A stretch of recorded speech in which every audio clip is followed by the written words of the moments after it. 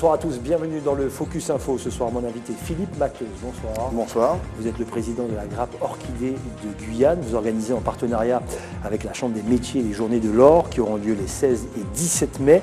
Déjà, présentez-nous votre association et qu'est-ce que c'est qu'une grappe d'entreprise notamment? Alors, une grappe d'entreprise, c'est une association, comme vous l'avez souligné, qui réunit des entreprises, des établissements au sein d'un même territoire et d'une même filière afin de développer des activités de promotion, de développement de cette grappe d'orchidée. Donc, de cette grappe d'entreprise. La grappe orchidée, en Guyane, c'est à peu près une trentaine d'entreprises, 2 établissements de recherche et d'enseignement, l'université et le BRGM. C'est aussi la CCIG, la Chambre de commerce et d'industrie de Guyane. Et donc cette grappe rassemble les acteurs de l'activité minière depuis la phase de l'exploration, de l'extraction, jusqu'à la vitrine des bijoutiers. Donc c'est vraiment la boucle. Et donc c'est ce qui fait la force et l'intérêt de cette grappe, c'est qu'elle englobe la totalité de la filière et pas uniquement une partie ou une autre des activités de l'activité minière. Ces journées, pour quel objectif?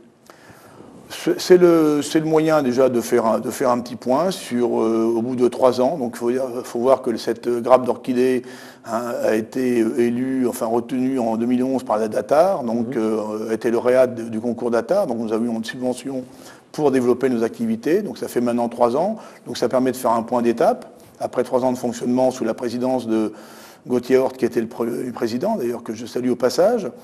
C'est aussi un moyen donc, de présenter les différentes activités qui ont été menées par cette grappe durant ces 3 ans, donc de présenter les travaux qui sont terminés, de présenter éventuellement les travaux à venir. Elle va s'articuler, ces journées vont s'articuler autour de différentes thématiques, des conférences-débats au sein de l'auditorium de la CCIG, des expositions, la projection d'un film sur la profession, donc, qui s'intitule D'or et de Guyane, et sur le parking de la CCIG, une grande exposition qu'on appelle le village de la mine, où il y aura des exposants qui présenteront des matériels, des techniques. On va revenir sur l'organisation même de ces deux journées. Il y a eu des avancées dans la filière minière. Lesquelles? Je dirais la première avancée, c'est qu'on peut considérer aujourd'hui que la filière minière parle d'une seule voix, entre la FEDOMG, donc la Fédération des opérateurs miniers de Guyane, qui est présidée donc, par Gauthier Horte, la grappe Orchidée.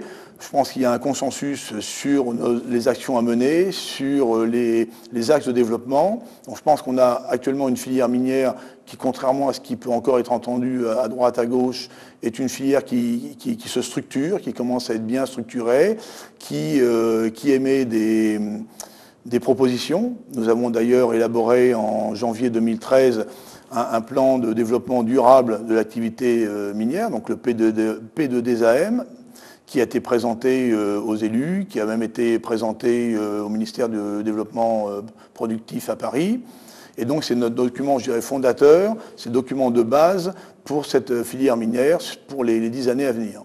Alors bien sûr, on va parler tout à l'heure en peu plus de détails de ces 2 journées. On en profite, profitez de votre présence pour parler justement de cette filière. Où en est la réforme du code minier?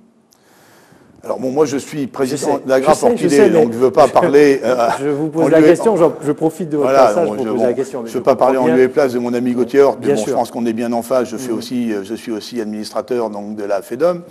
Écoutez, on a des informations un peu divergentes, c'est-à-dire que les informations que l'on avait il y a peu de temps étaient que le volet métropolitain du code minier était bouclé et allait être voté rapidement.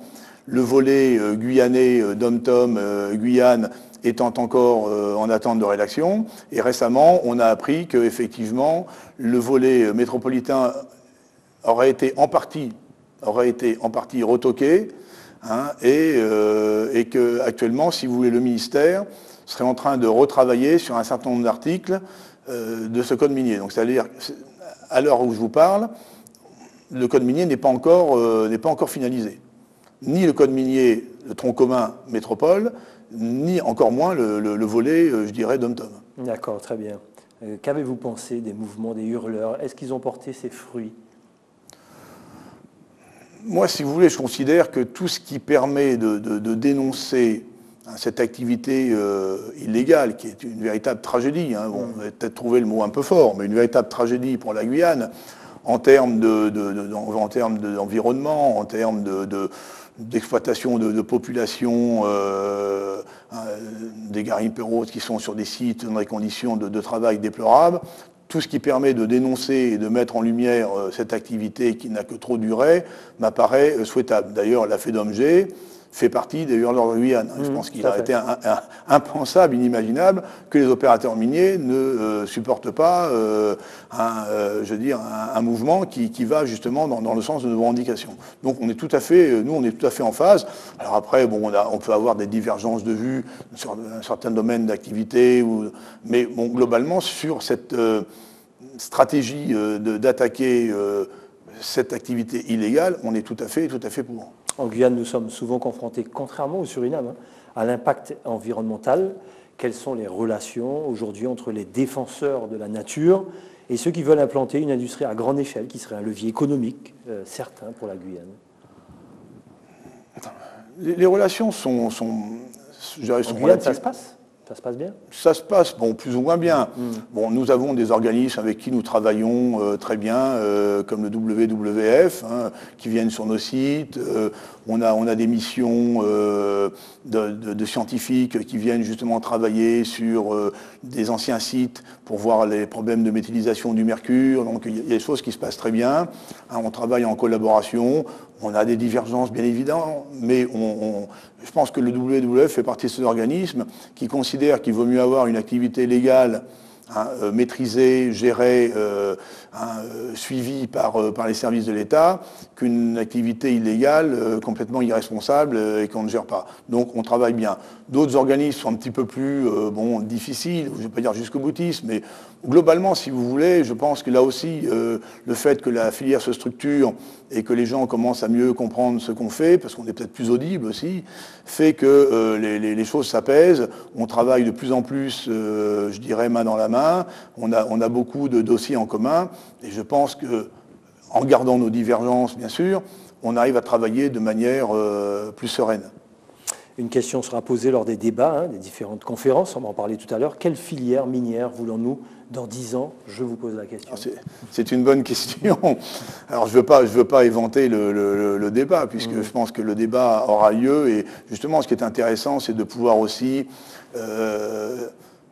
converser avec les personnes qui vont être présentes sur ces forums. Hein, ça se veut d'ailleurs, les Journées d'Or se veulent grand public. Hein, ce n'est pas quelque chose de très technique, réservé à quelques initiés. Hein, c'est un débat grand public. Et donc je pense qu'on pose la question, hein, mais la question est posée aux Guyanais. Quand on dit quelle filière minière nous voulons dans les 10 années à venir, ce n'est pas uniquement la pensée unique de la profession. Hein, nous, on a déjà imposé le débat, mais c'est aussi un petit peu aux Guyanais de nous dire qu'est-ce qu'ils attendent, qu'est-ce qu'ils recherchent. Moi, je considère, si vous voulez, que le défi de la Guyane pour les années à venir, pour moi, c'est l'emploi. Hein, on le voit bien, il y a une croissance démographique énorme, il y a des tas de jeunes, plusieurs milliers de jeunes qui arrivent tous les ans sur le marché du travail sans vraiment de formation. Donc, le défi, c'est l'emploi. Je ne dis pas que l'activité minière va résoudre tous les problèmes, mais l'activité minière peut être un vecteur, si vous voulez, de formation, un vecteur d'emploi dans les années à venir. Il y a des multinationales qui sont installées en Guyane ou qui frappent à nos portes. Il y a au moins 1 ou 2 gisements d'importance internationale qui sont identifiés ou en cours d'identification. Il y a des PME qui développent leur stratégie et qui ont aussi des employés. Il y a les TPE, les artisans qui ont aussi leur place. Et je pense qu'il est intéressant pour avoir un maillage du territoire qu'on ait justement ces trois catégories, hein, les petits, les TPE, les artisans, les PME, PMI et puis les multinationales. Donc si vous voulez, cette stratégie, c'est développer intelligemment la filière minière dans le respect de l'environnement, avec un véritable plan de filière, en jouant sur les 3 volets, hein, les multinationales, les PME, PMI et les petites entreprises, de manière à développer l'emploi. Hein, justement, un des thèmes phares de ces journées, ça va être l'emploi, avec une exposition sur les métiers. On a identifié pas moins de 51 métiers liés à l'activité minière. depuis l'ingénieur des mines, donc bac plus 5 ou 6, jusqu'au conducteur d'engin, au mécanicien ou même aux manœuvres. Et je pense que les jeunes Guyanais, dans les années à venir, ont leur place dans nos mines, sur nos sites miniers. Et je pense qu'il est important d'y croire et d'en parler parce que c'est pas assez développé, on n'en parle pas assez. Pendant qu'on voit de belles images, on a vu des beaux bijoux, on a vu de l'or brut également, ça va peut-être vous donner envie. On va, juste après cette question, revenir sur ces journées précisément, à quelle heure ça va démarrer. On va revenir sur les sites. Mais en ce moment, reparlons du secteur qui marche, on va dire, sur la tête, parce qu'il y a toujours des tonnes d'or qui partent en fumée avec l'orpaillage clandestin. C'est quoi la solution pour vous? On parle de harpie, d'accord. Ça suffit, il faut aller plus loin? Moi, il n'y a pas 10 000 solutions. Je pense qu'il n'y a pas, il y a peut-être pas 10 000 solutions, mais il n'y a pas une solution. D'accord. Il n'y a pas une solution unique. Je pense que ça a été dit, ça a été démontré. Je pense que le général Lambert-Lucas s'en est pas caché. L'opération Harpie n'est pas un succès. Enfin, bon, alors je modère mes propos quand je dis que ce n'est pas un succès. Je veux rendre, là, je crois qu'il faut quand même être réaliste et logique. Il faut rendre hommage, si vous voulez, aux opérations qui sont menées par les forces, par les FAC, par la gendarmerie. Ce n'est pas rien. Non, parce que ce n'est pas rien. Moi, je les côtoie, je vois comment ils travaillent, et je pense qu'il faut leur rendre hommage parce qu'ils font un gros travail.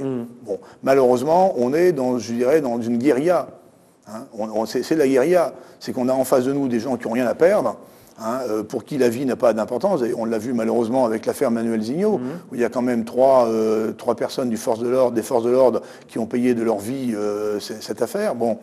Donc on n'est pas sur le même champ d'investigation. Nous, on a un État démocratique, on travaille avec un panel des règles, alors qu'eux ne les respectent pas.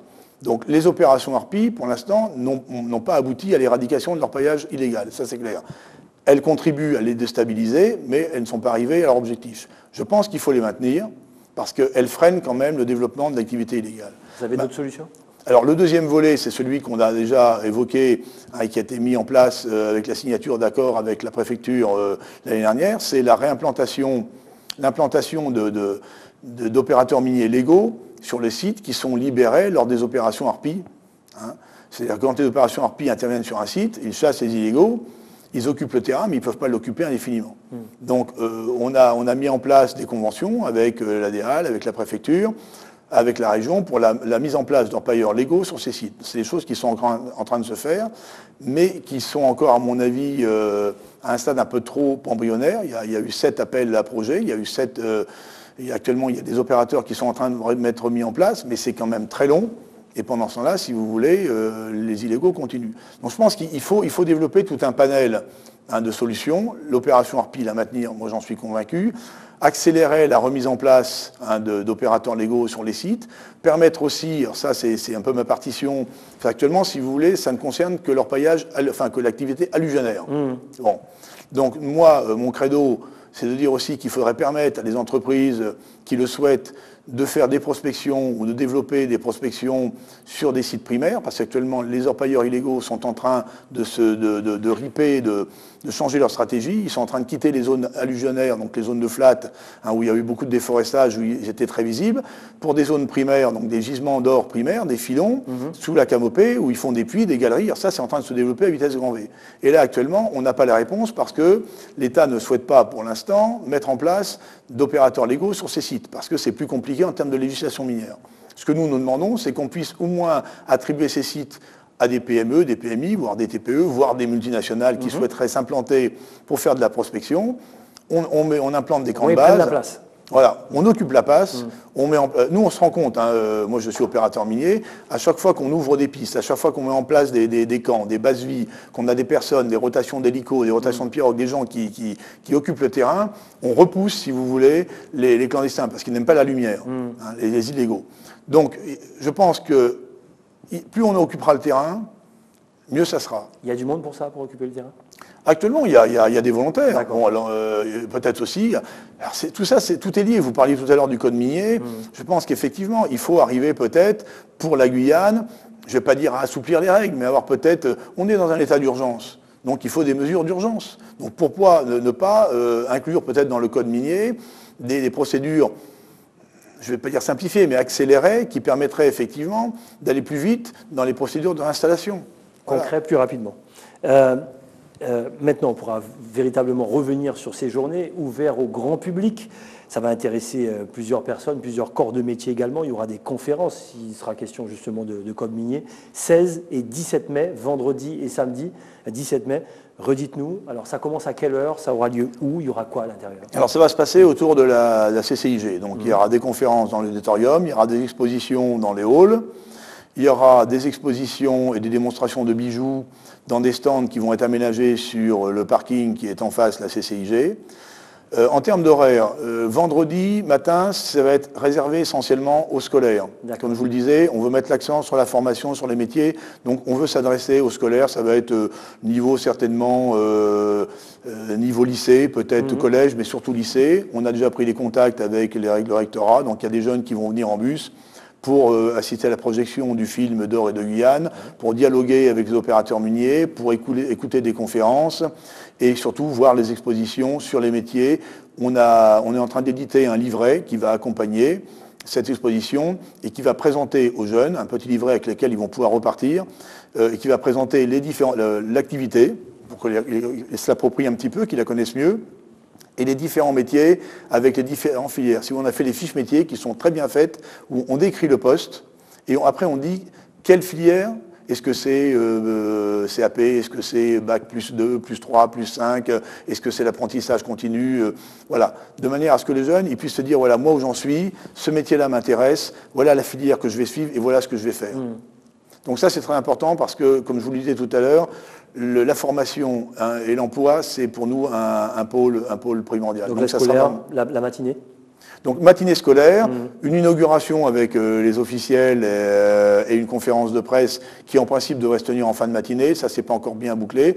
Et puis donc ouverture au grand public dans l'après-midi, avec des conférences sur donc, la restitution des projets qui ont été menés dans le cadre de la grappe Orchidée, la valorisation du patrimoine minier guyanais avec les archives. 150 ans, c'est ça, d'histoire? Oui, à peu près, oui. Et puis beaucoup d'heures produits, beaucoup d'événements qui se sont produits. Des conférences donc, avec la participation de jeunes stagiaires qui sont venus aussi sur nos sites miniers, justement, pour parler de ce qu'ils ont vécu, de leur expérience, de leurs envies par rapport aux métiers qu'ils ont rencontrés. Des conférences aussi, ou une conférence sur ce qu'on appelle l'après-mine, c'est-à-dire la valorisation des sites miniers après la mine, c'est-à-dire qu'est-ce qu'on en fait, est-ce qu'on met en état à l'identique, est-ce qu'on végétalise, est-ce qu'on a d'autres alternatives, le tourisme, les choses comme ça.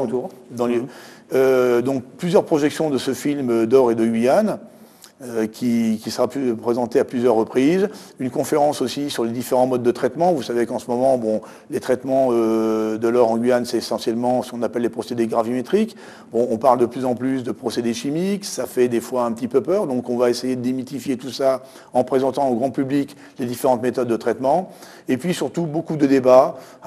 Pour moi, ça doit être un lieu, je dirais, ouvert, de discussion, où on confrontera des points de vue. Tous les gens, tout le monde est invité. Tout le monde est invité, venez en famille, parce qu'effectivement, surtout ceux qui ont des enfants en âge de scolarité, et je pense que ça permettra peut-être de mieux faire connaître cette profession méconnue, ou qui fait malheureusement trop souvent la une de journaux à cause des faits divers liés à leur paillage illégal. Très bien, merci. On rappelle donc 16 et 17 mai pour ces journées de l'or du côté de la CCIG. On rappelle qu'un kilo d'or aujourd'hui, ça vaut quoi? 41 000 euros? Oh non, ça a bien baissé. Actuellement, on est aux environs de 30 000 euros. 30 000 euros? Voilà, le kilo. On en a perdu presque 10 000 en l'espace d'un an. Bon, ça reste honnête, mais on a bien perdu. D'accord, très bien. Je remarque quand même que vous n'avez pas ni de chaîne. Ah non, moi je suis pas très bijou, donc je préfère réserver ça aux femmes. Je pense que les femmes portent très bien les bijoux. Et les bijoutiers qui seront à cette journée de l'or leur permettront peut-être d'avoir envie, je crois qu'on sera à quelques jours de la fête des mères. Exact. Ça leur donnera peut-être envie de concrétiser certains de leurs rêves. C'est parfait, on rappelle, 16 et 17 mai, les journées de l'or du côté de la Chambre de commerce. Philippe Matheus, merci. Je vous en prie, merci de m'avoir invité. Le président de la grappe Orchidée de Guyane. C'est comme ça qu'on se dit au revoir dans le Focus Info. Dans quelques instants, le journal de TF1, suivi d'un téléfilm. Il y aura enquête exclusive ce soir. C'est comme ça qu'on se dit au revoir. Passez une excellente soirée. Rendez-vous demain, on se donne rendez-vous à la même heure, à 19h, sur ATG. Allez, sans plus tarder, le journal de TF1. À demain.